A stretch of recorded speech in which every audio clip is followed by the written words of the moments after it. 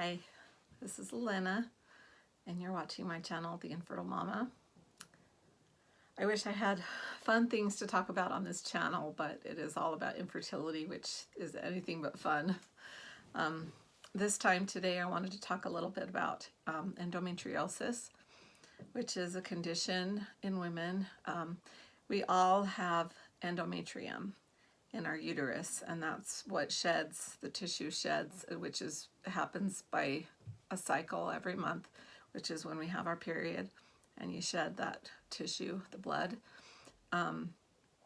But when you have endometriosis, it's too much of the endometrium, and it not only forms inside of your uterus, it forms around your uterus and on your ovaries and on your fallopian tubes. And depending on how severe it is, it can even cover some of your pelvic lining. I know that I had endometriosis in high school. It wasn't diagnosed, but I remember not every month, but a few months where I was just incapacitated. I was in so much pain. I remember having a job at a piano store, and one day I had eaten a bag of pistachio nuts, and I didn't realize that salt and sugar make it worse. And with all that salt from the pistachio nuts, I was in the worst pain I'd ever experienced at that point. I was probably 17 years old, and I remember having to go into the back room, and I was just bent over, sobbing and shaking in so much pain. I had never known pain like that. I didn't even know about ibuprofen. I didn't know about anything to help me. And my husband, at the time he was my boyfriend, his mom gave me some ibuprofen, 800 milligrams. She had the big tablets, and it was like a godsend. I didn't know that I could have relief from that kind of pain. So that was my first experience with endometriosis, severe endometriosis. And that came up a lot when we were trying to have kids, but with the tests I had, they didn't think that it was a factor.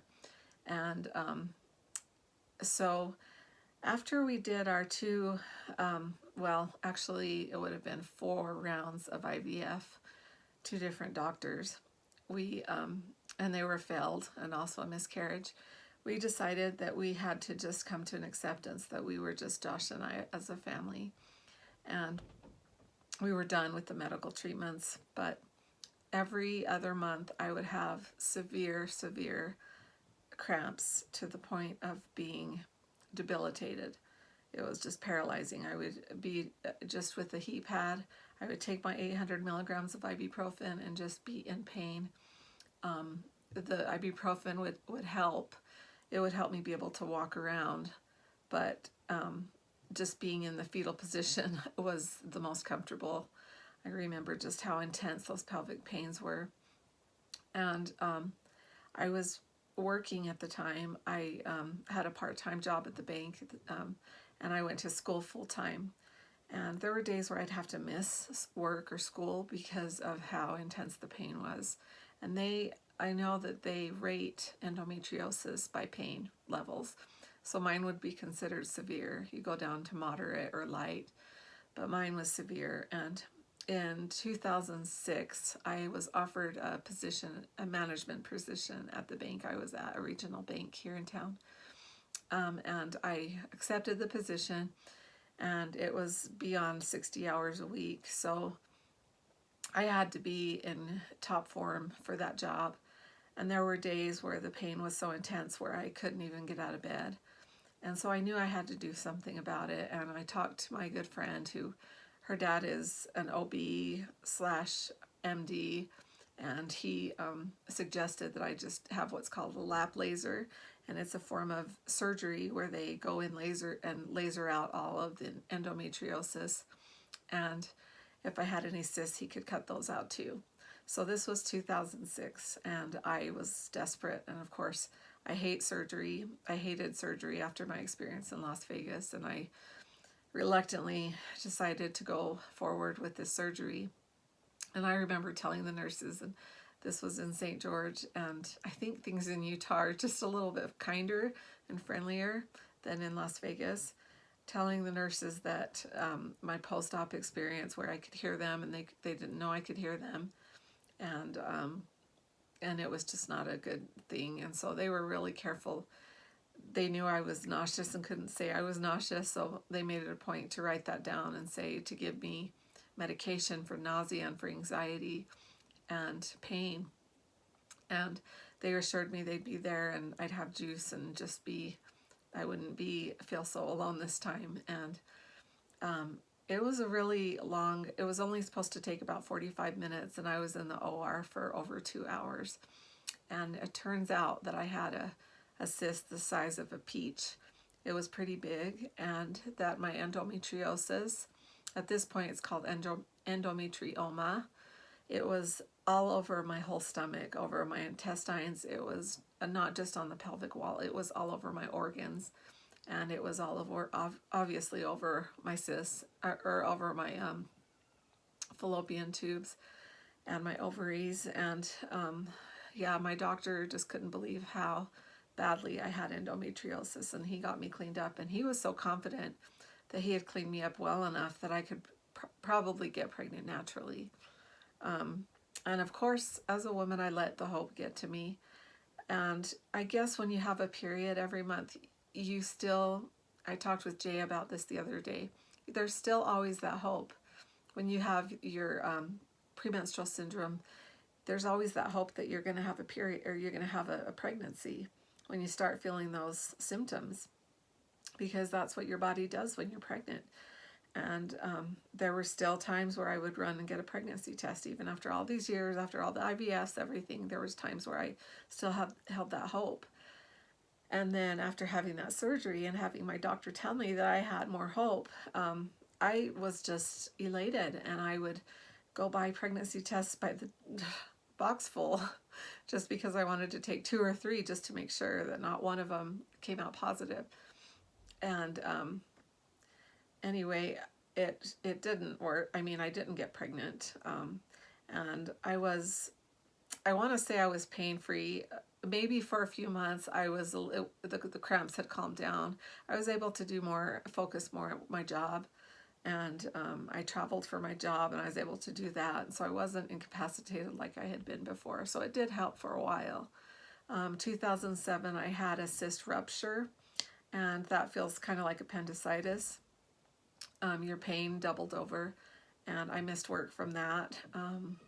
And then when I felt more pain, I thought I need to go to the doctor. So I went to my friend's dad again, and he found another cyst that was big enough that I'd need to go in surgically and have it removed. So here we are to my second or how many surgeries, if you include the in vitro and the first one in Las Vegas. 1, 2, 3, 4. I was into my 5th surgery. And then in 2009, I had my 6th surgery to remove the endometriosis and the cysts.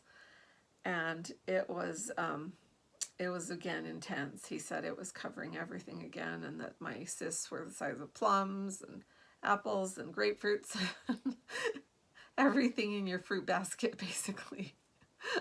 I was pretty bad off, and again, I came away with hope, thinking, okay, I'm cleaned out, now I can get pregnant. And I would wait, and then I'd get the sensations that you get during PMS, and I'd think, oh, this time maybe I'm pregnant. And it just happened so much, and the disappointment when you have your period is just overwhelming.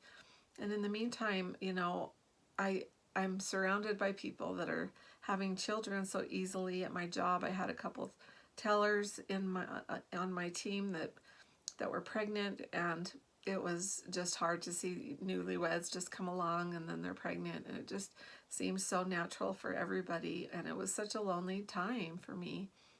I didn't want to be a career woman by choice. I was grateful when I had it. I realized that some people dream of that and want that, and so I tried to be grateful and appreciate what I did have. We were able to build our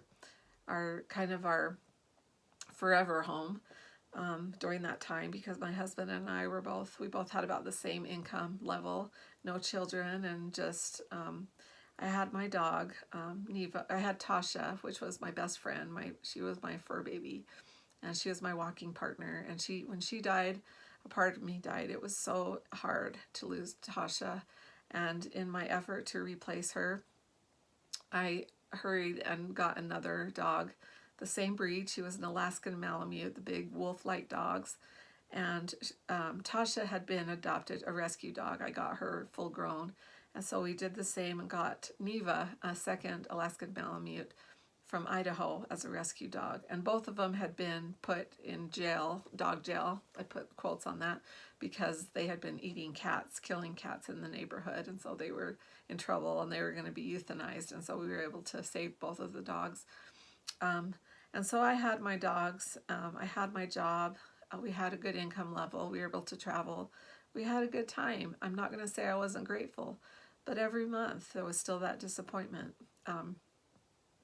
And so after 2009, when I had that, the final surgery, I was just tired. And I had some friends that were also doing in vitro at the time, and they were close to us in age. And they also were building their forever home just 2 streets down from us.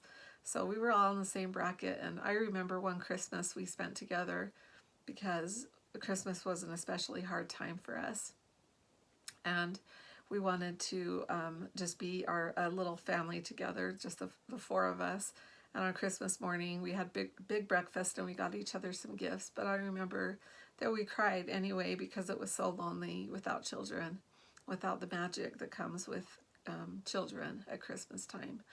And my friend who is an RN, she had volunteered to work all day on Christmas Day because no other nurses wanted to have the day off. I mean, work that day. They wanted the day off to be with their families. And since she didn't have kids, she just volunteered to work. And I remember that was really hard for her.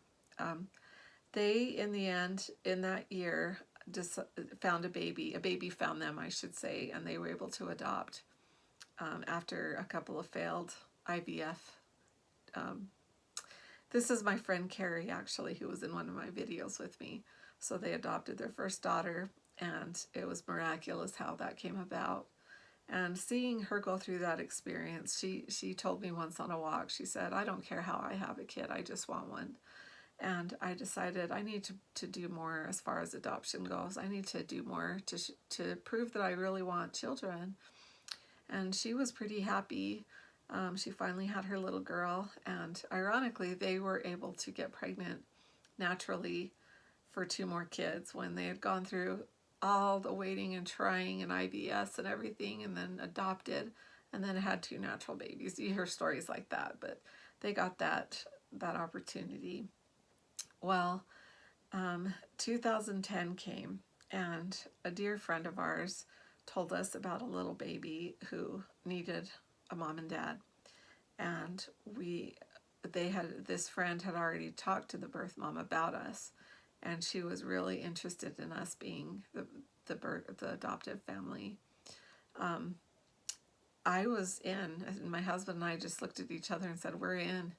We wanted to do this. And I had a lot of trepidation about adoption, and some of my biggest worries, the things that I was most uncomfortable with, were the fact that I'd have to go through the journey of adoption with a family I didn't know, and with lawyers, and then the fear of them changing their mind, and just so much that, so many external issues that could come up, and I wasn't prepared for that. I decided to just swallow my pride and let whatever be. But in this situation, it seemed very miraculous for us because our friend said, this family wants it to be closed, meaning you won't know them, they won't know, they won't meet you, they know about you, but you'll just get a baby, basically like getting a baby on your doorstep. And that I had joked about, if someone left a baby on my doorstep, that would be ideal. And he said, that's basically what you're getting in this situation. And so we were really excited.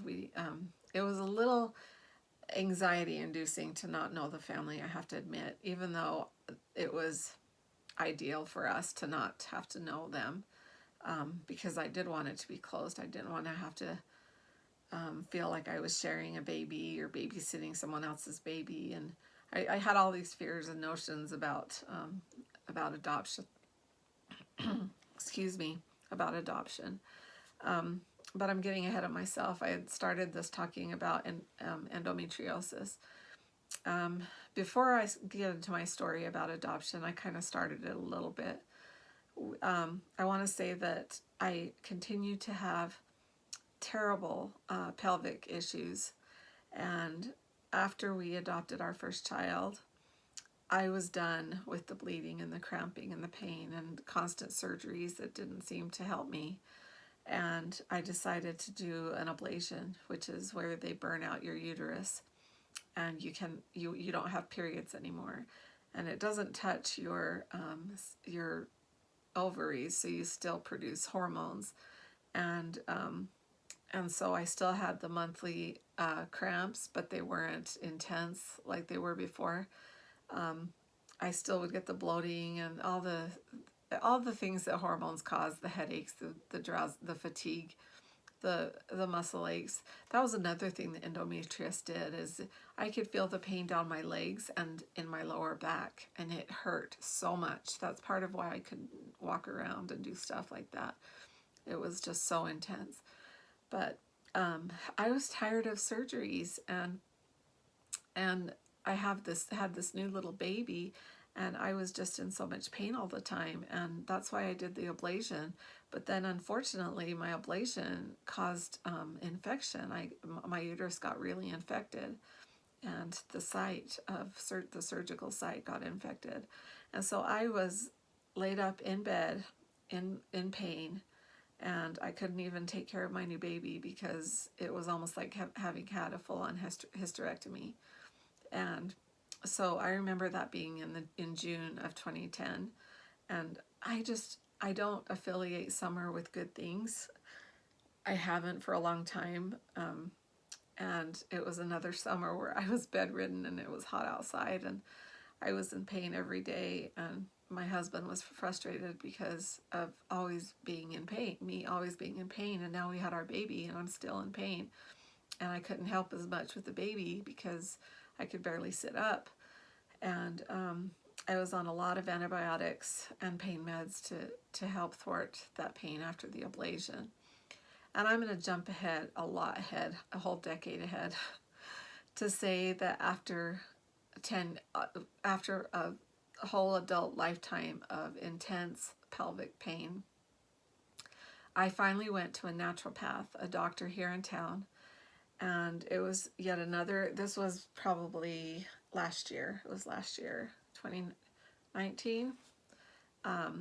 I told him about my history of pelvic pain, and I said, I'm so tired of hurting all the time. It's month after month. I've already had an ablation. I don't bleed. I don't have periods, but I sure have premenstrual syndrome, and I was having perimenopause, and so I was in pain or just some sort of pelvic discomfort every day of the month. I would get maybe a 2-day reprieve, and he said, there's something you can do. And I was like, please don't suggest more surgery. He said, no, it's 2 injections. He told me basically that my body was used to creating the endometriosis and causing all these issues, and I thought it was normal, and it was just getting more and more normal by the day, and that's why I was constantly in pain. And he said that there was a procedure called Frankenhauser injections, and it's a form of ozone that they inject into your pelvic bone, well, not your bone, but your pelvic area, on 2 sites, on your right and your left, and it's a long needle. It has to go from the front all the way to your butt. So I was just so desperate for some relief that I thought I want to try this, because that was one thing I hadn't tried. I tried pretty much everything else, natural stuff, the medical stuff, everything, and it was this red ozone that he had in these syringes, and he'd been using it for people with lower back pain and all kinds of stuff like that. And he said basically it resets your body, because your body thinks it's doing the right thing, but it's not. And when you reset it like a computer, then it comes back and does what it's supposed to do. And it would stop hurting it would stop having those hormones raging that cause so much pain and grief. And so he gave me these injections, and he hadn't done one before for this for pelvic pain. It was mostly back pain, so he hadn't done the pelvic sites. And I wished he had, so that he would know to tell me to have somebody drive me there, because after he gave me the first injection, I thought I was going to die. And then my stomach felt like it was bloating up. And then he did the second one, and I was shaky, I was sweating, I was dizzy, and I felt horrible. And then I went to my car. He's like, "You're done." Kind of like a simple procedure. And I went to my car, and I actually passed out as I drove, and I drove into a ditch. And then I got home. I was able to get, when I came to, I got home and passed out at home. And for probably a week or two, I felt bloated, but I wasn't in any pain. And that was almost, I want to say, a year ago. And I have not had any pelvic pain since. None. I have had no cramps.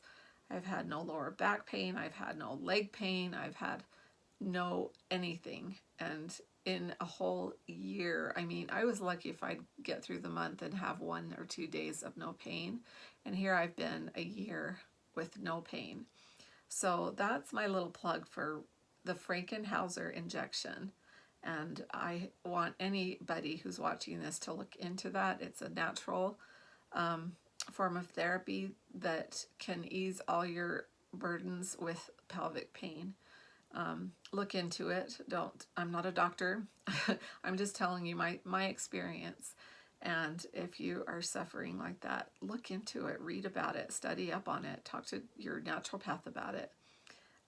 So that was my experience with endometriosis, and we'll get into the adoption in my next vlog. So thanks for checking by, and I hope you will like this video and actually click like in the YouTube section, and I hope you'll subscribe or share it with somebody who could benefit from this. Thank you.